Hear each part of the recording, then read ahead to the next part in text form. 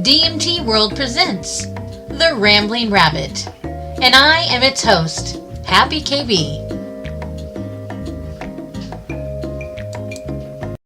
Welcome to The Rambling Rabbit. This is HappyKB. Hey, we have a special guest with us today. We have Blue from our community. Hey, Blue, how are you today? Hi, I'm good. We did it. We're here. It's Valentine's Day, and we are doing a podcast. I'm so excited. Hey, so you've not been with us as long as other community members have. I was looking on the site. It looks like you joined us. Remember, September 6th is when you joined us of last year. So you haven't been with us as long as most of the people that have been that I've been interviewing. So how did you find us?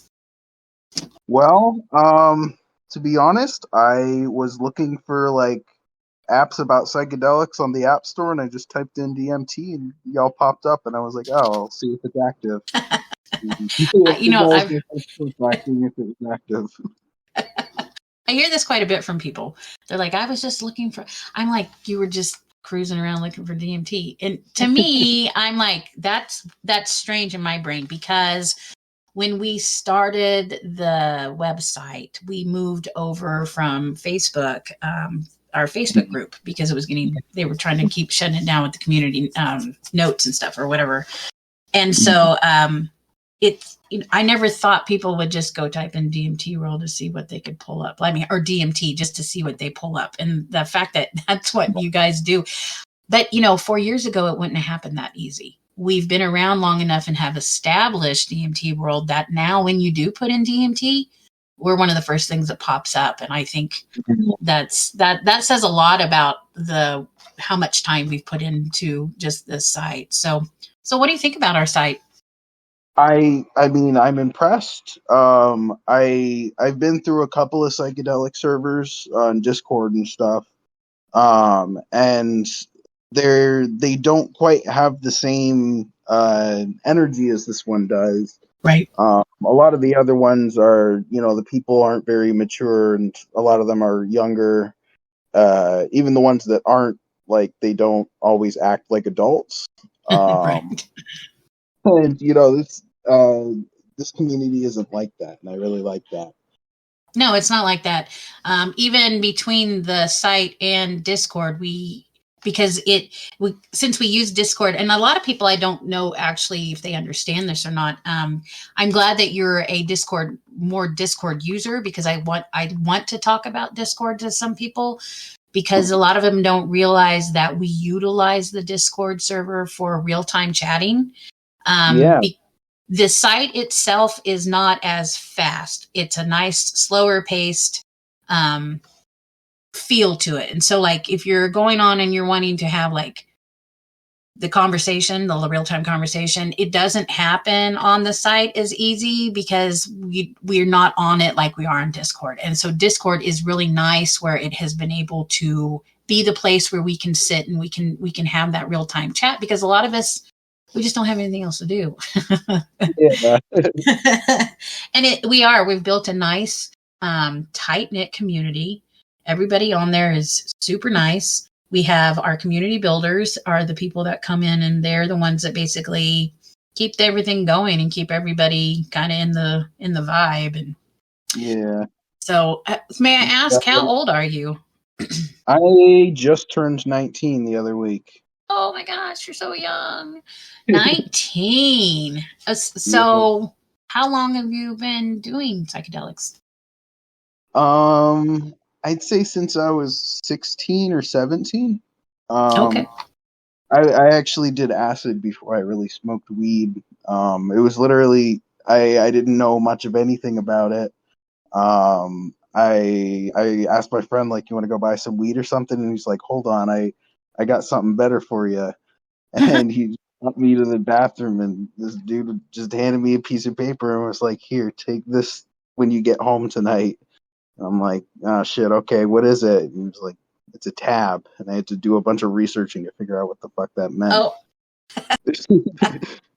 But luckily I found Arrowhead very, very, very early on. Like, I I was looking through that before I took the tab that night. It was He an didn't, incredible and he didn't source. tell you. He didn't tell you what to expect, or like. Oh fuck no. Oh Uh, my. there's not a lot of people who are, you know, nice enough to do that. Where I am, like they're just trying to sell you drugs, just trying to make money. Where are you located? You don't have to tell me like specific, but like what area are you located in? In the Raleigh area, generally in North Carolina. North Carolina. Okay. What's the demographics over there? In what way? Drugs, substances. Like what's around there Oh, the most? um, mushrooms are somewhat easy to find. There's a lot of weed. There's weed everywhere. Okay. Get away from it. Acid is a little harder to find. I have one person that I hold very closely. We all do. Yeah, we all have that one really good connection. Yeah. Yeah, That you're DMT is like, completely unheard of. Like, not even like people who know it from like Joe Rogan or whatever. Like, people just don't know anything about it. It's like it's a complete mystery to them. that's normal. I see that a lot. DMT is just not the. It's gotten more public than it ever has, but it's not the. If you're out trying to find something, you're going to come across acid. You're going to come across mush. You're going to come across. You kind of come across those people that will mention DMT, but like getting a hold of it, it's kind of like snuffleupagus. Nobody knows exactly where it comes from, which is really strange to me It's because so easy. we instruct people how to do this. So I mean, it's kind of like, oh, okay, it's not around. Mhm. It's everywhere on the site online. So yeah. Have you smoked DMT? Oh yeah. Probably about 15 times now. Oh, good. Yeah. I mean, it was incredible. There's nothing else like it. I don't know how to describe it. Uh, the best way I've seen it described was a speech that Terrence McKenna gave, like one of his lectures. He just said, like, your surroundings are immediately replaced by something completely alien, and he is not wrong. Holy shit! Tell me about your first DMT trip. Okay, so you want my first real trip or like the first time I ever did it? Because like the Ooh. first time I smoked it, it was not really, it wasn't working right. Okay, so tell me about the first time you smoked it, and then tell me about the first time that it actually worked. Okay, so the first time I smoked it was out of a light bulb, and it did not work very well. Well, actually, it would have worked fine if I knew how to do it right because I was heating it. I wasn't heating it enough. I thought you were Right. like barely supposed to have it smoking. But I was wrong. It just looked like acid. It looked a lot like acid. Okay. Tell me about the second time that you smoked it then. Well, I got a dab rig and a real torch, not the shitty ones from the smoke shop. And One of the big ones? Was it one of the big? Yeah, I got a big shot, Mhm. whatever the fuck the number is. Right. And I don't know. I eyeball all of my doses, so I kind of just tapped some. I had a little vial. I just tapped some in, and just lit it up and hold for 10, 15 seconds or until you feel it. Yep. And just let it go. And it was really weird. The noise, you hear the buzzing. Yes, the sizzle, as I call it. Yes. Yeah.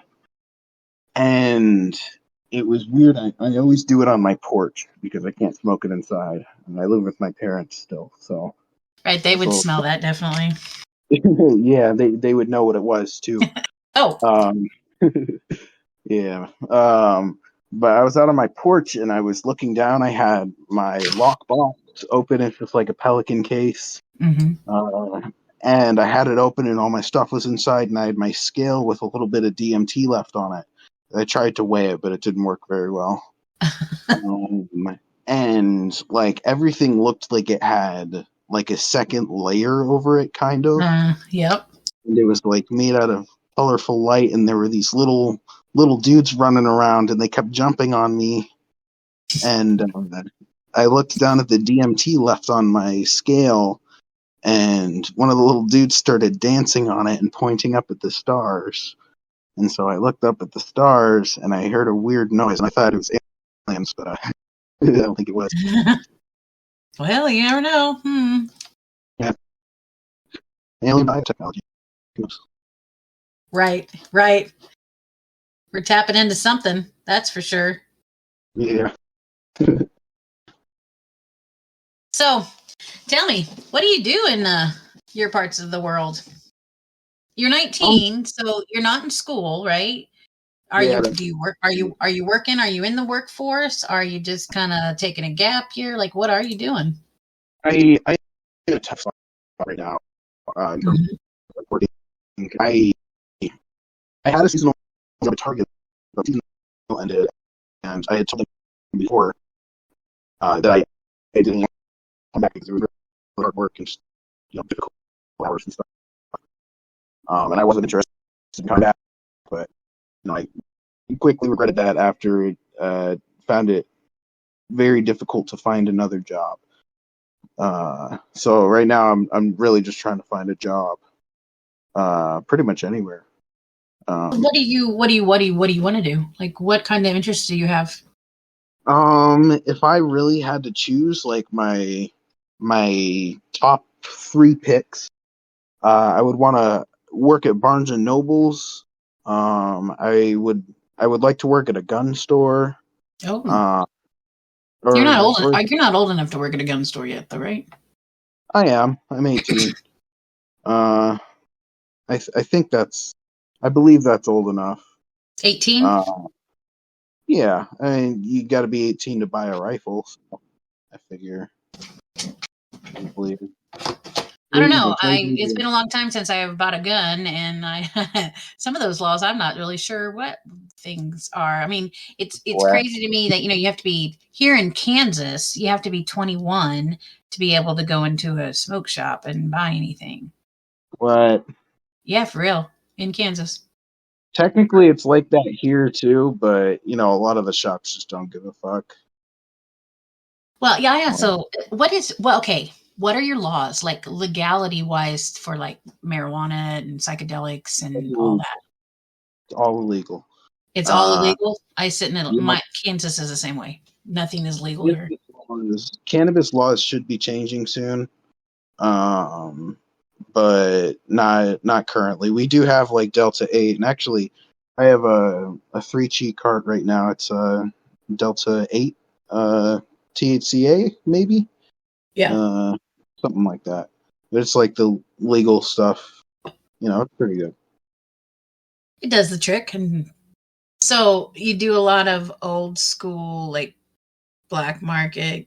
Like when I'm getting weed, I have to call my weed dealer, or I gotta drive across the state line, and I don't like to drive much if I don't have to.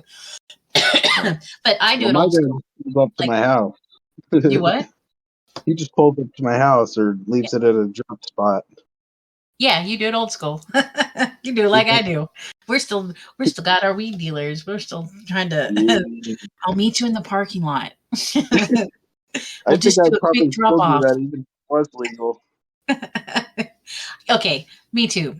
I still want to go to my guy. I still want to go to my person who, like, that's the one thing I think I enjoy the most about like smoking pot is like it's not just getting the weed and smoking it. It's like calling your friend, being like, hey dude, what do you know? And then it's kind of like that bonding experience that, that thing. It's not really it's a like social. That for me.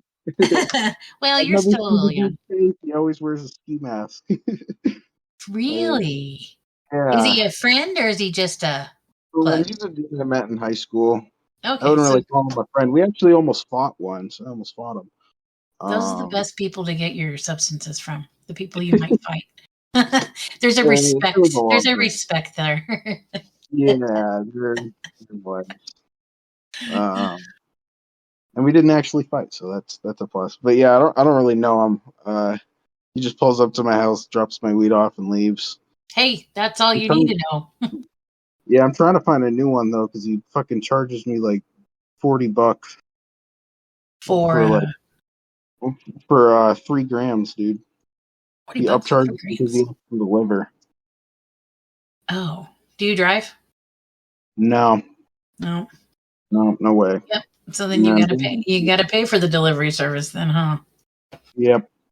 Yeah, it sucks. It's whatever. So when your laws change, what are we going to be looking at? Are they going to go to medical or are they going to go to recreational? Do you actually know yet? Um, in the past, they have tried for medical. Mhm. I don't know if they already had that denied or not, but I think it's more likely that we'll get medical over recreational. But I mean, you know how it is. It's not Right, difficult to get them. they'll push medical first, and then that opens the doorway for recreational to be able to come in on the backside. That's pretty much how they do it, anyways. That way, they can get that substantial okay to have it, and then they're like, oh well, we might as well let.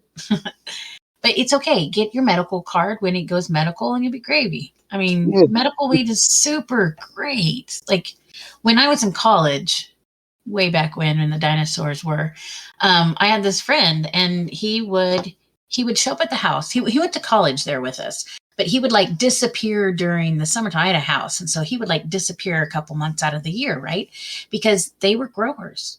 And so he would disappear, What? and they were cannabis growers. His family was. Oh, And so he would go back for a couple months and like be there when they would harvest.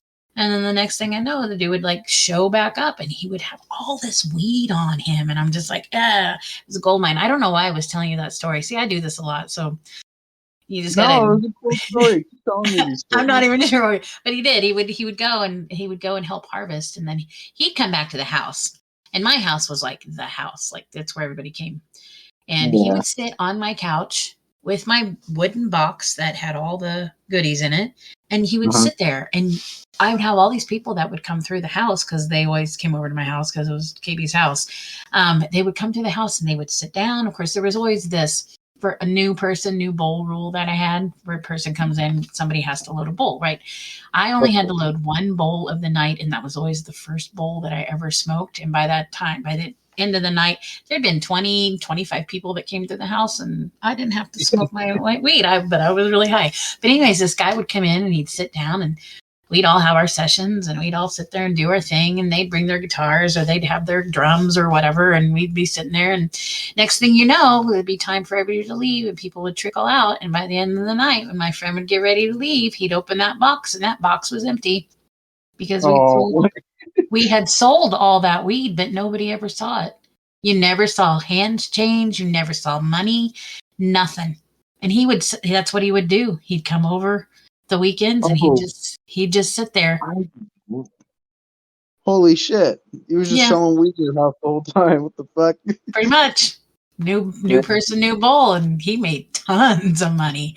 But that's like old school. Like, I mean, that's why I went into the story. That's what I like. That's the feel. The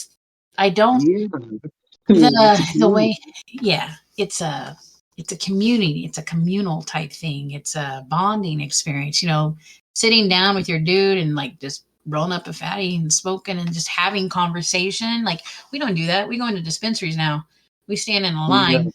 We order our stuff. We give them our right. We give them our money. They handed our stuff, and we're out the door.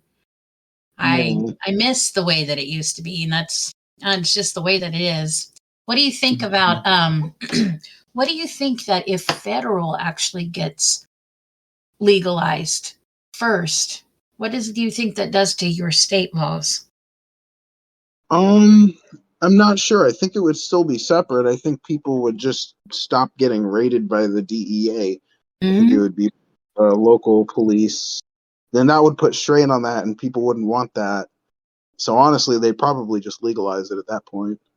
Well, and I think that would be, I personally think, and this is how Kansas should do it too. I really think they need to get the legalization done before federal goes legal, just because, and I don't know if this is true, this just may be something that my brain thinks, but I think it would be better if Kansas or your state legalized first before the federal, because I don't know how much that's going to change some of the legalities dealing. I don't know if it changes what happens in the state. I don't know if states' rights, I don't know how that all mixes. I really think that the state should get it legalized, and then federal does whatever federal is going to do. I'd like federal to happen, because then I can, on our site, we don't have to, we can talk about marijuana. We can talk about where we can get seeds. We can talk about dispensaries. We can, we can cite labels. That's one of the hardest things right now, is because, right. Internet. Well, and that's just it. I live in a state that is not legal. Okay. Yeah. My partners who, they live in a state that is legal. Okay. Well, on our site, we abide by the federal law. Federal law states that marijuana is not legal. So therefore, nowhere, not even people who are over in like other countries where it is legal, we can't even have the conversation. We can't promote where we get seeds. We can't, even though there's all these online stuff, because it's federally illegal for marijuana. So that incorporates seeds, that incorporates anything. We have to keep it clean. If it goes federal, we don't have to go by that anymore, because once it's federally legal, it's legal, right? Even better if they do it with psychedelics. Shit. Oh my gosh. I mean, we're there. I mean, we're getting there. We're closer than we ever have. Look how many places are already decriminalizing psychedelics. Like that I never thought I'd see that in my lifetime. So in your lifetime, yeah, think about what you're going to see become legal. So let's talk about that. What are your thoughts when it comes to legalization of psychedelics? I honestly, if you want to know the truth, I don't think psychedelics should be legalized. Simply due to the fact that capitalism tends to ruin things. The magic out of things. Right. I think they should be decriminalized. I think that's a good option. But not in a way that, large companies can make a lot of money off of it, because then it's sour, Well, but aren't these large corporations helping funding some of the research that these places are doing on psychedelics? Maybe. I'm not so worried about the people, like larger companies selling, if they have, been supporting us for a long time, because at that point, we kind of owe them, like they helped us a lot, So I guess they would make sense if they were the ones producing it, but like, the large pharmaceutical companies and stuff is mostly what I'm worried about. Sure. Who do you think should get the say about the regulations of our psychedelics? Like, who gets to tell us what we can and can't do and how much we can take and quantities? Like, who do you think should get to govern that? Do you know? I mean, do you have an opinion on that? Know about it and have been a part of the culture. Yeah. Not somebody who has never touched it or doesn't know what it does to you. Yes. And that's what we have right now. So it is one of the things that we're seeing. In fact, one of the things that bothers me the most, and I've talked about it with other people in different interviews, is the therapy. The use of the therapy stuff. With Eddie V, we talked about the MDMA and mushrooms have now are on option for VAs to be used on VA.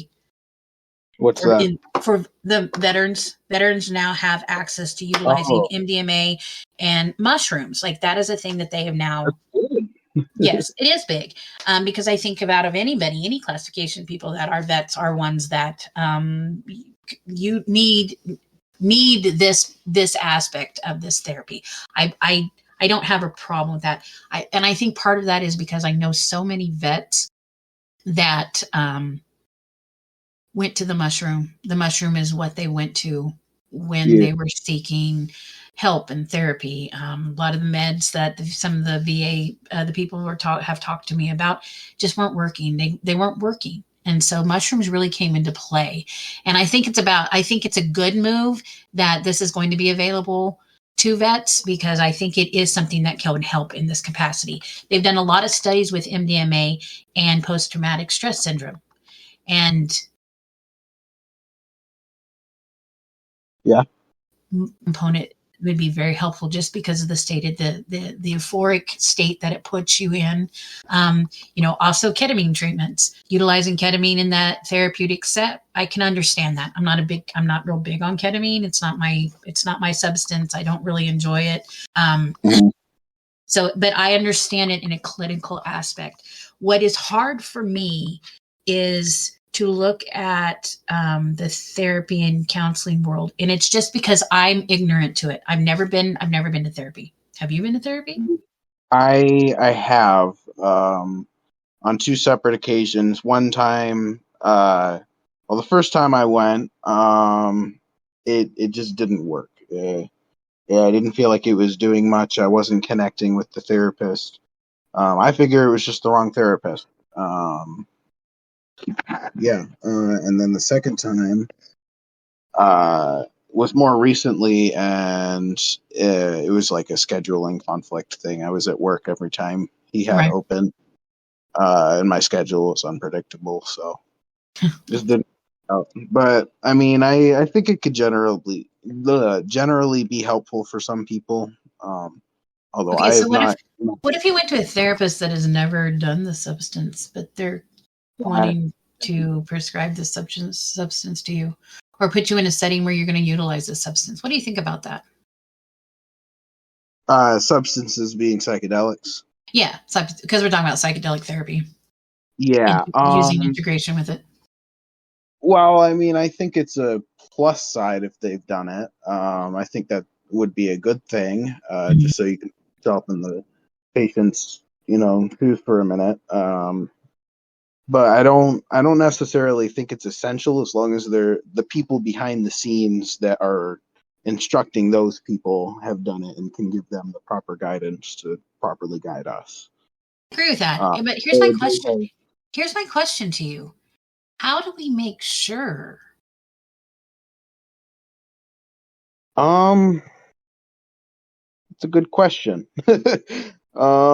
So me personally, I'll help you out with this. I personally think this is where the communities such as DMT world comes into play. I think because we are self-medicators, we solo trippers, we create that, we extract, we grow this medicine, we are utilizing this. We have learned our dosages. We've learned our chemistry. We've learned all these different aspects, because there was no therapy for us. There was no, so we've learned how to maneuver in the psychedelic community, and we understand these substances in a different way that a normal person would. And I think we have a lot of experience. I also think that our type of community, and people that I would consider to be our type of community, is what is going, or should get to be at the table to have these conversations with the directions that psychedelics are going. Because I think the common person is in the psychedelic community can help keep the other side in check. Does that make sense? Yeah. I'm all about the idea of using psychedelics, but I don't know on the big spectrum of it all if it's possible. To me personally, a psychedelic journey is very personal. I'm a solo tripper. I don't trip with people very often. I used to when I was younger, but I found that I always get put in the position that I have to be the one that regulates the trip for everybody, even though if I'm tripping. And I don't like that as much. I like to trip with people who can be in control of their trip as well, because it's very personal. It's a very personal thing. So it's, for me, in my brain, and it's only my point of view, this is all my own opinion, to go to somebody who wants to utilize psychedelic therapy That's very hard for me to want that because I do it all by myself normally. Yeah. I don't like to be around people anyways. I'm very energy sensitive. You put me on mushrooms and you get me around people, I can't handle it very well. So like, to me, that's very unsettling. Now I know there are people out there that probably don't have as much experience, and probably, I guess the therapy would be okay for them. I don't know. Mhm. It's just something I find very fascinating, how fast we have gone to, oh, let's use mushrooms to fix this. Oh, we can use this to help cure this. Oh, we can stop. Yeah. I think we need to be very careful with our language when it comes to what psychedelics can actually help and provide with. And I think that comes from the understanding that psychedelics are very temperamental and they react totally different in each individual. And And so, not only in each individual, each time it's something exactly, different. your trip is different every single time. Every time even when I micro, every time I take a micro, I never know what that micro, like what it's going to bring up. I can be sitting Yeah. at work and I take the micro and it's the magic one. And I'm like, oh, next thing I know, I'm balling at my computer trying to do my job because of this song that came up and I heard, you know what I mean? So I don't Yeah. know.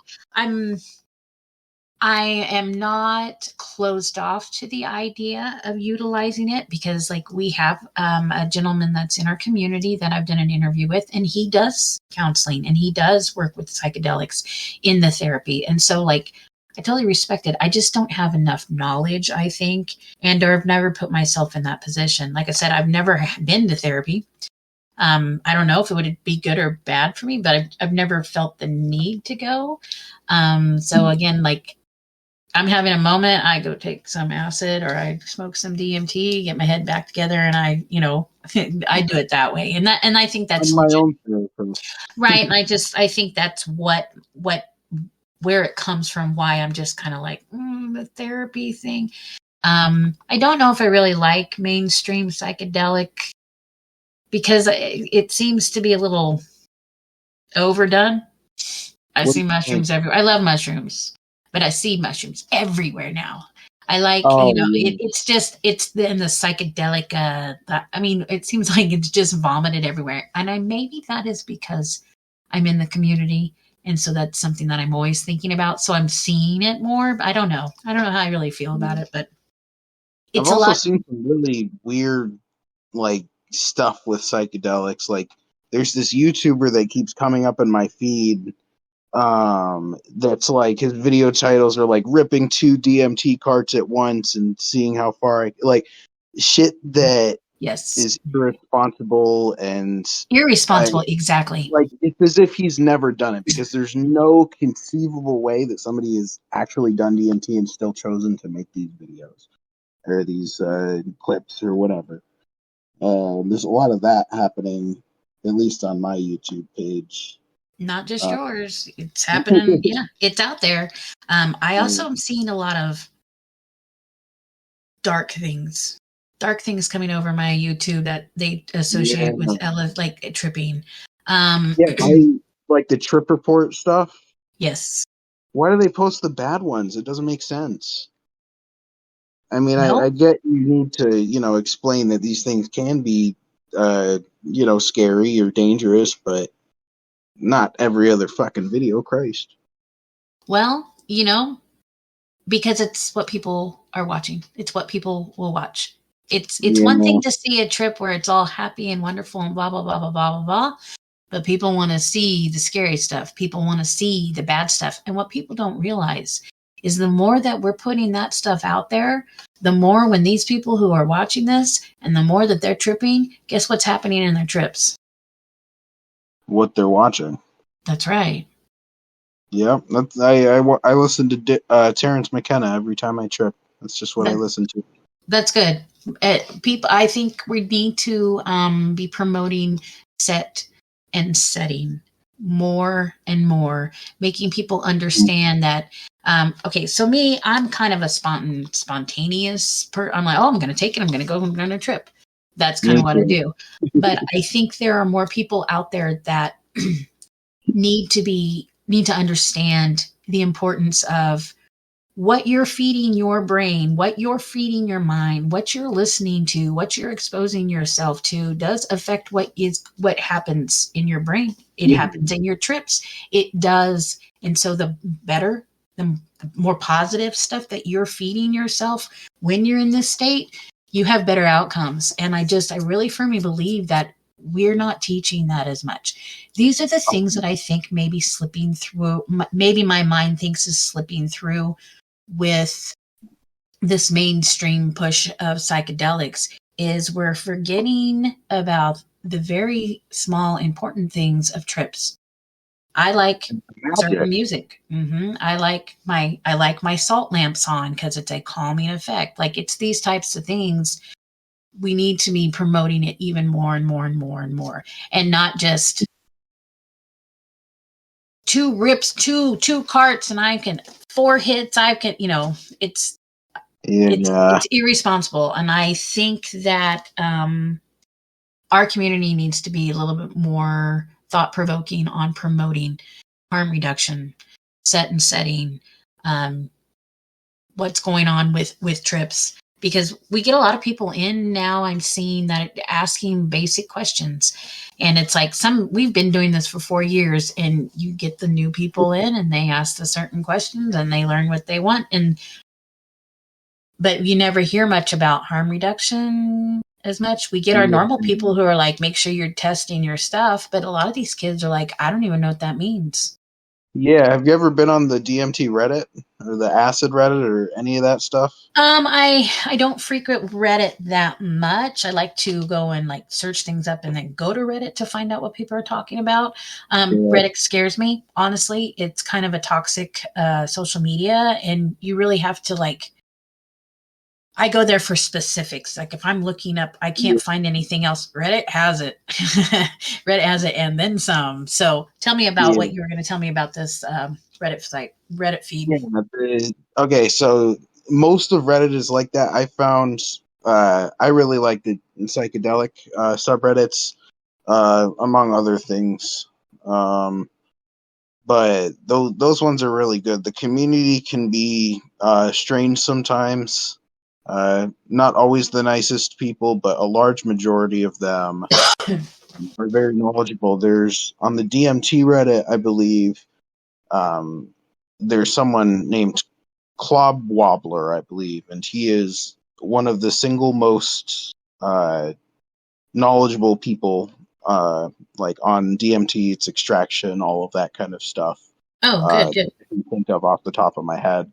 And he'll just pop into the comments and give tips and, provide guidance and stuff. So, there is a good side, but you're right. It is a lot of toxic stuff. Oh yeah, it's been around a long time. So there's a lot in Reddit. You can get lost. You can get lost in all kinds of Reddit feeds. Yeah. So what do you do for hobbies besides psychedelics? I play a lot of video games. What's your favorite? Well, right now my PC is broken. I just have my PlayStation, so I've been playing a lot of Overwatch. But usually I play like a lot of Call of Duty Modern Warfare, Terraria. Ooh, I like Terraria. Yeah, it's a fun game. Forza 5. What's Forza? I don't know what Forza is. Oh, it is. Oh, I might like that one too. It's a lot of fun. You get a bunch of free stuff with it too. What do you play on? PS2? PS3? PS4? Right now I have my PS4. PS10? I don't know where the pieces are at. Well, there's 5, but oh Jesus, this is so fucking expensive. Holy shit! It is. But no, it is. It's expensive to keep ourselves entertained. It's very expensive. Hey man, that's why we have psychedelics. That's right. That is exactly right. I don't need anything else with psychedelics. Yeah. I've got my phone. I got my phone on my computer. I get bored with those really quick, though. That's what I'm finding very, very quickly. I get way bored. I'll like open an app and immediately close it because I suddenly find it uninteresting. Isn't that bizarre? You know what that is? So weird. That's What is it? Attention that, span that reduction. we're addicted. It's an addiction. I will be sitting and not doing anything, just pick, and like you said, pick up the phone and open an app. I don't even know what the hell I'm looking at. Like, I call myself on that every time, and I still keep doing it. well, you're going to for the rest of your life because these Oh. phones, that's what they do. They play on that receptor in our brain. And, we're just like, I'm fall to prey too. Short attention span. Like, I am disinterested. I also can see short on our website, like on DMT World, I can tell the short attention span by how much people come on and spend, like how much time they spend on the site or how many times they've come to the site. Or I get people all the time, they come to the site, but we're not posting anything. We're just looking because we're just looking for that something that what new has been posted. It's that need to That's do that. honestly a lot of what I do. I do that a lot. And so what happens is when we're only being the lookers and we're not posting, things start slowing down on posting and there's less to look at. When there's less to look at, people stop coming to the site as much. Yeah. And so then there's a lag that happens, especially with DMT World, because this is another thing I don't think people actually understand. DMT World is ran by the community. Like it is powered by the community. We on the staff do all of our stuff by hand. The people in this community are the ones that have to post to keep the stuff interesting. Now, you look at things like Facebook and you look at X and you look at Instagram. A lot of that stuff is ran by the algorithms. It goes in and looks at your stuff and decides what you like to see most of. So like it's very bot oriented. It's like the computer runs it all. The programs are, this is not how DMT is. DMT World is not. You post it, you like it, that's about what's happening. And so like when people aren't posting, but they're just looking and then they're like, oh, there's nothing here. Well, okay, well, post something so somebody else sees it and inspires somebody else to post something. And it's just a really weird phenomenon. DMT World will always be here because I am the world's best poster. I will keep this place interesting. But again, it is that's I can see the attention span getting shorter and shorter and shorter just by how people are posting on DMT World. You can also see it in Discord. Like you can watch, like you can go through our channels. There are a ton of channels on this Discord. But people posting, like people are just going in to see what's new posted. They're not posting anything. And so this is one reason why we have the community builders that we have, because those people talk and are chatty and will get in there, and it don't matter if anybody else is in there. They'll sit there and start cutting up and like doing their stuff and having a good time. And so like that's why we have the community builders and why I'm very thankful for our community builders, because they keep everybody and everything going. And it's like you can pop in there at any point in time and you'll see one of them in there doing something. It's the ones with the red names, right? Correct. Okay.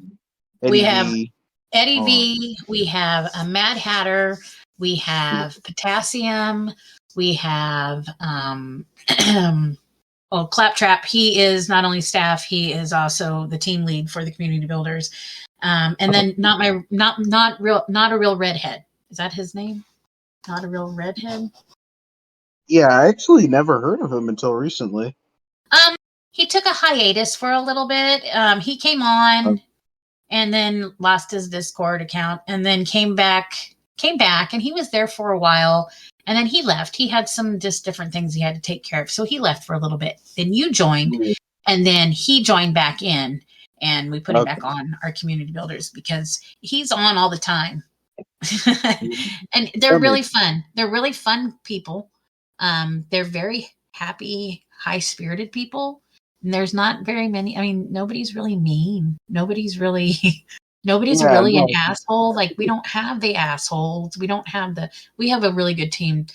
Between my staff and the community builders, we have, this place is just wonderful. It does run wonderful. And it's because I have some really good people that care. And that's a big part of it. This place was, was a place for them when they came in, and they stuck around. And so those are the people that I want working and helping us build what we're doing. So it's cool. So what Trap was the one that got me to stay. Like, chilled with me, talked with me for a bit, and I was like, yeah, fuck it. This is a cool place. I'll chill here. Yep, he has that way. He just ropes them in, and it's because they have such a good. He has a good nature about him. I think he sees things very balanced. Sure, we all have our opinions at times, but like they keep everything on an even keel, and that's what I really like about the Discord people that are in there at this point in time. We've had some people come in that were just terrible, nasty, mean, come in and they just, I don't know what they think when they come into a Discord server, but like they get just a little too much.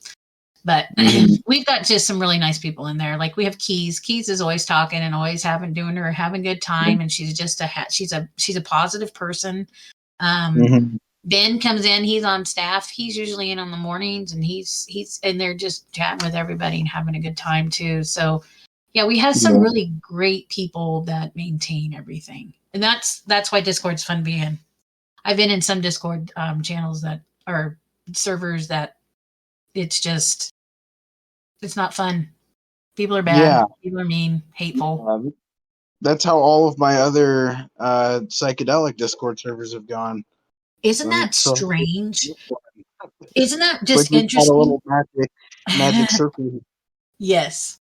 And yes, it is a little magic circle. Isn't it interesting though? Like, especially psychedelic groups, psychedelic servers, you get people in there that ego really comes into play, and like BDE, and you know what BDE is, right? Yeah. Okay.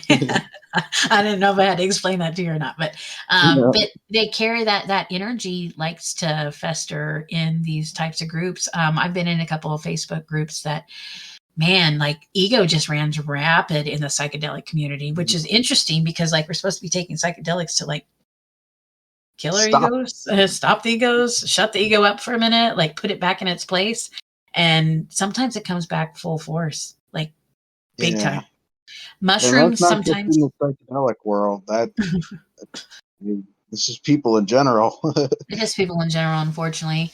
What do you think about people in general? Like people who don't do psychedelics, like our normal people? Tell me, what do you think? It's weird. I think it depends. Like everyone's going to have a different answer depending on like what their journey is, where they've been. The people they've been around.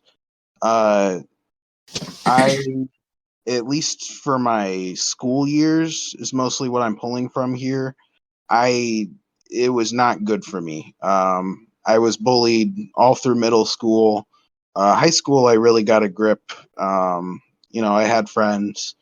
Nothing consistent though, because there was something missing. Like I don't know. It just didn't click with anyone. My school has a lot of fights. It's not like it has a gang issue. I've been targeted before. Really? That was not. Yeah. North Carolina. You said this is where you're at? Huh? You're in North Carolina? Yeah. They've got big gang issues in your area there? Yeah, my city. Well, it used to be a lot worse. It's getting better now. Really? Yeah, but what gangs? What gangs run there? All of them. Really? Like all the Hispanic gangs, and we have Gangster Disciples, Crips, yeah. Bloods, all of them. All of them. Interesting. I didn't realize. I don't know what I thought, but I didn't realize North Carolina. Problem. Everywhere has them. It's a very incredibly large organization if you put them all together. Wow. Not quite as big as the police force, but interesting. So you've been targeted? Yeah. Bit of a sticky situation.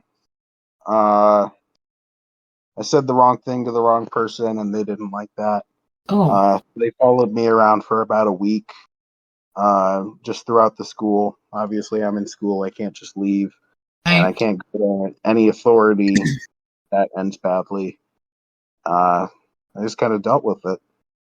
And eventually I found out my friend knew the guy who was following me, and he talked to him and told me to leave me alone. And that worked? Yeah, it was fine after that. Nice. I Well, mean, you're no lucky. problem. Very lucky. Mm. So, But I see a lot of ignorance around mm, me, and like violence and stuff like that, just negative things. yeah. Uh, I also came from a community, a very, very good community, up in Oregon, Northern California, a lot of hippies. That's where you're Going back, from? That's where yeah, you're from? How did you yep. end up in North Carolina? Big move in third grade. Uh, Ended up Yeah. here. I Do you didn't want want to to move. go back to that direction? Oh, yeah, Yeah. absolutely. My end goal is Oregon. Oh, Hopefully nice. around Eugene. It's where I grew up. So hopefully Huh. I'll be back Well, sometime. you put that in your forefront of your mind and you put that out there and you work towards that and you keep that reminding yourself that that's what you're working towards. Then you know what'll happen? You'll get this job. When this job comes and then you'll be making some money, you make some money, you can save some money, and then you know what? Sky's the limit at that point in time. So I have really Hell good yeah. feelings about that. So I you said you live at home with your parents still, is that right? Yeah, that's right. I live with my parents too. It's okay. Um, uh, do they know that you partake in psychedelics? Nah, they know I smoke weed. Um, my mom, big hippie, a long time ago, has done all of the psychedelics, Yeah. all of that stuff. Not anymore. She didn't. We talked about it once. And she doesn't think there's anything special about them. She just sees the brain chemistry, and that's what's making everything happen. Which, I mean, she's not wrong, but you have to Right. look at it like, Also, you know, she may have done what she needed to do and doesn't have the need to go back into that space again. I know a lot of people that do that. That's happened. They just don't do it anymore, and the older they've gotten, because they don't need it. They don't feel that there's anything left there for them to explore. So that doesn't surprise me. Do what? I said that seems impossible. Maybe I'm just inexperienced, but I feel like there's endless possibilities here. You are still So many young. different obscure things to try. I've been looking into, very, very obscure plants, that come from the Amazon, and different herbs and that kind of stuff. Um, Let's talk a lot about of that. Tell me about your profile picture that is on the DMT World oh site. yeah, the Yopo. That that's one of the few things that I've tried that is kind of out of the mainstream knowledge. Well, tell Um, me about your experience. well, it fucking sucks for about 20 minutes. It really is painful. It Tell is. people how you have to administer Yopo. Okay, so they come as like seed pods, and you have to bake them basically until the seed pod pops and you have like an inner piece. And Right. you want to dry those out, grind them up, mix them with calcium hydroxide or baking soda. Either will work. Get it a little wet and put it back in a microwave to dry it out again. Re-dry it, and then you have to basically find a way to shoot it up your nose without getting it in your sinuses. Um, and Do you that's have just to one of prevent. Do you have one of What's the it? applicators? Do you have an applicator? Yes, I have two of them. I Oh, made them good. myself. Oh, nice. So I So can do it well. you did this and Uh-huh. you loved the experience, didn't you? Well, not the first part. Let me tell you. This Okay. shit burned. Like, worse than anything I could ever imagine. People say that snorting Molly burns. I don't think it could compare. Like this, if you get the proportions wrong, you can give yourself chemical burns in your nose. Oh my goodness. With the calcium hydroxide. Well, that makes sense.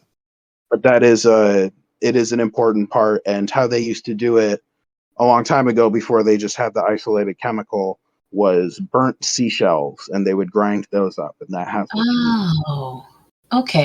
So it is a traditional part of it. It's just more isolated in this way. Okay. And after you shoot it up your nose, it hurts for about 5 minutes, and you start throwing up a lot. But that goes away, and you're kind of in this. It's this weird space, like it's not very intense, like visually or mentally, really, but it's intense in the feeling that like something is happening. Like it's a lot of body feelings. It has 5-MeO DMT in it, a Right. small amount. Right. So, and mostly bufotenine. So if you know what that's like, visualize this. But overall, I give it a 7 out of 10 if I had to rate it. Oh, okay. Worth trying, definitely. Yeah, it is worth trying. Absolutely. Do you have any experience with Syrian Rue? No. Oh man. No. Like only with Changa. Only with it mixed in Changa. Okay. Because it helps prolong the trip. Yeah. I used to just eat the seeds. You got to chew them up really well, and they taste like shit, and they make you throw up. The trip is crazy. You know, like tracers. Yeah. When you're tripping, it's all tracers. Tracers everywhere. Every time you turn your head, to the point where like it can impair your vision to the point where you probably don't want to be walking if you do enough of it. Yeah. Syrian Root does this. Just eating it. It's a wonderful trip. I love it.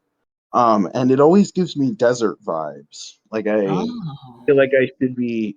It feels like I just did Spice from Dune. Like I should be in that environment, or like that drug is what could have been in Dune. That's a really It's good. really weird. And there's auditory hallucinations, which sound like static. And now that I think about it, I think that's why I'm thinking deserts, is because it kind of sounds like sand shifting. Oh, okay. Yeah. I don't know. It's really weird. And that's actually the origin of like the flying carpet stories from the Middle East. Oh, how cool. I didn't know that. With the dye, and they stain the carpets with the dyes, and while they're doing that, it gets on their hands, and how wild. I didn't realize that. I didn't know that. Yeah. Pretty interesting. Cool. Okay, so what other plant medicines do you like, or you've explored, or you're wanting to explore? Well, I've tried various herbs. They're not particularly intoxicating, and they don't really make you trip, but blue lotus is really, really nice. I've made tea with the leaves. I love mugwort. Mugwort is amazing for dreams. I like mugwort in my changa because it has a really nice. Oh, it's so nice in a changa trip. Yeah, it's really nice. Clip Daga, which I honestly thought was going to get me high, but it didn't. I'm not a big fan. Every time I've tried, I can't. The taste really gets to me. Really? I don't know what it is. It's the taste of it really. I've tried it in some different changa mixes. It's hard for me to. I don't know what it is about it. Yeah. I don't think it would taste good with DMT. It also has kind of like a strange, sharp flavor. And I think that's what it is. It's that sharpness of it. It's very poignant. It's just, I don't know. It's interesting. But I've been looking into some other plants. There's a plant called the nerve plant, from like northern Peru. and like that kind of area. It's called the nerve plant, and it's actually grown in like as a house plant in the United States. And there's a preparation you have to do with it. The details are very fuzzy. There's not a lot of information on this stuff. But there is a way it will make you trip. People say it's like similar to DMT. There's a couple Arrowhead trip reports for it. So I have a question for you. These different herbs or these different plants and stuff that you're herbs and everything that you're testing and you're utilizing and then you're going through, are you documenting any of this? Are you putting any of this information down, these things that you're discovering or you're experiencing? No, I just keep them in my head. Why I don't you like writing. I really hate writing. How about like, do you know what a dictaphone is? It's one of those, it's kind of like a recorder. Adam and Eve's. Huh? Sounds like something you'd buy at the sex shop. No, a dictaphone is it's a recorder that is usually voice activated that you can carry around. It's, people are like, oh, I have a phone. Well, I don't like my phone like that. I have a dictaphone where I can just pick it up, I can talk to it, and it just automatically records my stuff. So I'm going around and I have ideas and I'm just like, oh, and then I can take that and I can just upload it into my computer. And then you can just pull the files off. Really, really nice and really, really easy, simple. Okay. So I think it's very fascinating. I am a certified herbologist. Okay. So one of my favorite things I like to do is I like to read about the things of herbs and plants and find out about, their properties and what they're good for and what I really, really like the fact that when you're 19, you're very young. You're kind of new to some of this. And so you're looking at this with fresh eyes. I'm 48 years old and I've been doing this for quite some time. And so sometimes it's really hard for me to look at something in a brand new light. And so therefore I like when I have other people that have a different perspective, and you have a different perspective because you're young and you're just starting in this. And so I think it's really cool that you are trying Yopo and you're trying these different herbs and you're experimenting and you want to do this because this is a very interesting avenue. And to have a young person who is beginning in this, we need to hear from you how you're interpreting it because we're not young anymore and we've done this several times. And so I think it's fascinating. And I think in the future, even though you don't like to write, I think you should document what you're experiencing with these plant medicines. Because again, we've talked about like things that we expose to ourselves over and over and over again. And then we start taking upon the same thoughts. We take upon the same trips. You're still new and you're still young. And so you have not experienced that. And you've touched base with people's ideas and what they do, but you're a new perspective. And I would like to see you somehow documenting your experience with these different plant medicines because you never know. They may be important for somebody down the road. Somebody may not want to pick up a book by so-and-so, but blu88, I put 88 by your name on the site because it wouldn't just let me say blue, by the way. So you're blu88. Blu88 and his experience with plant medicines at 19 years old. That is fascinating. That is interesting.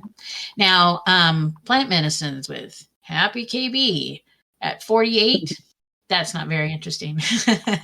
But that's you have the wisdom of all those years. Oh, craziness is what it is. But no, it's just an idea. Because you're putting the work in, because you're walking down the pathway of this stuff. What happens if tomorrow you're not here? Yeah, I won't be able to do mushrooms anymore. Exactly.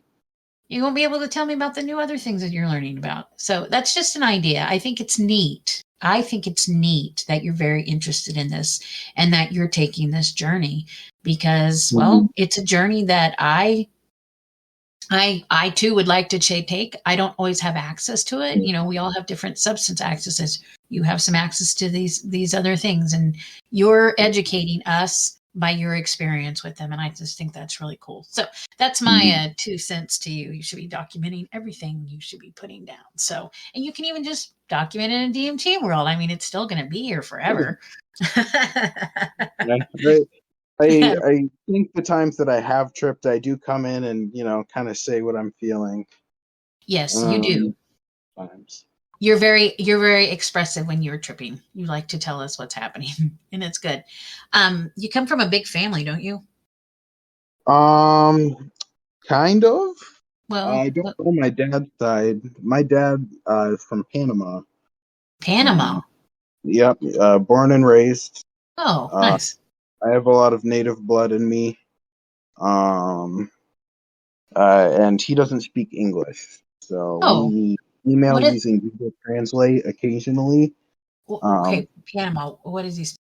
Latin? What? Yeah, Spanish. That Spanish? Panama is just south of Mexico. Okay. Like right do by the Darien Gap and stuff. Do you speak Spanish? Nope, and my dad doesn't speak English, and Does you your know, mom speak Spanish? a little bit, uh, enough to communicate with them at least. Oh, okay. So he's Yeah. in Panama. That's interesting. He has a lot of knowledge about psychedelics, specifically the traditional ones used in the communities over there. Right. Ayahuasca, mushrooms, mescaline, that kind of stuff. Does your dad know you do psychedelics? I've hinted at it, Okay. but he has specifically stated he wanted me to wait until I was fully mentally developed, which happens at 21. So I haven't told him yet directly, but I think he has a hunch. The same as my mom. I'm sure she knows, but doesn't say anything. Yeah, I'm sure. We know lots. We know lots about our kids that they don't realize that we know. I've learned that. So he lives in Panama. Do you ever get to see your dad? I met him once when I was like 5. We went down to Oaxaca in Mexico, and we visited him there. But other than that, no, I haven't. Well, actually, no, we did video call a few years ago. But other than that, no, we just email. It's He okay. also has really spotty internet connection. He lives way Oh, out in the country, so yeah. he doesn't really have common access to that kind of stuff. That's good that you keep in touch with him, though. That's really good Yeah, he's a because very smart person. He was you a get. professor, I believe. He was a professor, really. Yeah. I don't want to say where because Yeah, don't tell us where. Yeah, there's no need to. Um, Interesting. And your mom and him still get along with each other, they don't talk very much. right? I mean, I know they're like on good standing enough to like occasionally speak to each other, but Right. they're not like buddies, you know. So did she go to Panama? Like, did she meet him there? Like, My mom had a very big journey when she was like 17, 18. yeah. She ended up hitchhiking all the way down Central America, Mexico, all through there. She went to Puerto Rico. Mom's a Uh, hippie. Yep. um, she Yeah. had an. She had an adventure, all right. And you were a product of that adventure. I was, and I am proud of it. That's awesome. I'm glad. I'm glad to hear that. Um, Over Christmas, you were talking about your Christmas you guys do. Like, you guys do the dinner and the movies and Oh, then yeah. it was so great. Like, I think it's great that it feels like you have a closeness with your family, and I think that's really Uh, good. Holidays are weird because the only reason that stuff happens anymore is because I really care about it. My And mom that's is not a person of tradition, or keeping things around. She's not a sentimental person at all. right. And I am. I very much am. I care a lot about, That means yearly you're gonna tradition. that means you're gonna be the glue of the family. You know that, right? I sure hope so. And it's good. It's good because we need those people to tie us in. I am that person for my family. Every year we do a Bartlett Christmas exchange. Bartlett's my last name, by the way. Bartlett Christmas exchange with not just my, but it's like my aunt and uncles and my cousins and all of them. And so, like, forever, from as long as I can remember, every Christmas we would draw names, and then that's, you had to make sure you remembered that the whole year, and that's the person you drew for the Bartlett Christmas. Okay, no big deal. Yeah. Well, they decided that when my grandparents passed away, then it went to like our parents, and then they decided they didn't want to do it anymore, so it went to the grandkids, which was my age, right? Well, my cousin and my brother decided that we're going to do Christmas a little bit different. We're going to do what's called Elfster. Elfster is basically an online Christmas list. You can also, What? yeah, yeah. So you go and you sign up and you have an Elfster list. And basically, like, whenever you see something and you're like, yeah, I want that, you put it on your Elfster list. That way, anybody else that's on Elfster that has your list knows what you want for Christmas, knows what you want for your birthday, knows. It's no more the guessing game of going and trying to figure out what you're going to buy somebody. You just pull up this Yeah. app. And so my whole family is on Elfster, and we're all linked in together. And so my brother was like, yeah, we can do Christmas exchanges on this, and it's really, really cool. We do all this thing. And I was like, everybody's like, okay, well, who's going to do it? Well, the one Christmas that I broke my foot and didn't make it to Bartlett Christmas, guess who they decided was going to be in charge of doing the Christmas list? Me. So 5 years later, I'm still running the Christmas, but I'm the one that has all the control over Christmas now. Like, when they need to make a change, or they're like, where's Christmas? Or what are we going to do for Christmas? Like, they come to me because I'm now the glue that holds our Christmas celebration together. So it's a good spot. It's a good spot to be in, because it sounds I don't like being in charge of things. family is important, and we need to instill in not only our present family, but those that come after us, that family is important. And so people that are the glue of the family, they're very important people, because if it wasn't for you caring about those traditions and wanting to keep doing them, they'd trickle away, and then we forget about it. And that's how we lose some of our culture. That's how we lose some of our just family culture. Like, we do things so different as the world keeps changing. It's okay to hold on to some of those things to keep family together, keep friends together. It's just, it's a necessity. So it's okay that you're the glue. You keep wanting all that food and that family time. So, when I move out, yeah, eventually you'll get there. Don't be in a rush, though, to move out. You have your whole lifetime to move out, because you might find yourself moving back in. I've moved back into my mom and dad's house, like, let's see, I think this is my 5th time. I think my mom would pull me after the second. Well, I'm back this time because I'm now the caretaker for my parents. Like, my mom can't get up and walk around. She's chair bound. And my dad, he's getting old, and his knees don't work like they used to, and they can't climb up and down the stairs. And so I came back because now I'm the glue that's holding this part of the family on this end together too. And it's good. It's good. So we're going to we're going to wind this up a little bit and because we're getting on that mark. So I do want, this is the time I ask everybody, this is your moment. I'm going to give you this time to say whatever you would like to the DMT world community that's listening. It can be hopes, dreams, goodness, badness, whatever you want to say, but this is your moment to say whatever it is you have to say to the community. Well, I guess I would just want to say, thank you for supporting me through this short period of my long journey that I've been with you guys. Thank you for being good people and making me feel like this is a place I want to be in. And I hope I am here for many years to come. Awesome. Well, I'm really glad that you accepted the invite to come and be on the Rambling Rabbit. When we were talking that day, and I thought it just happened because I'm like, I need to get somebody to interview. I need somebody, and finally, I'm like, okay, the next person that private messages me, I'm just going to ask him, and boom, And there you just you did. You showed right up, and I'm like, perfect. So I really, really appreciate it. With that being said, I'm going to tell everybody, I hope you enjoyed this interview with Blue. Other than that, hope you have a rest of the week, month, year, and keep ascending, friends. Bye-bye.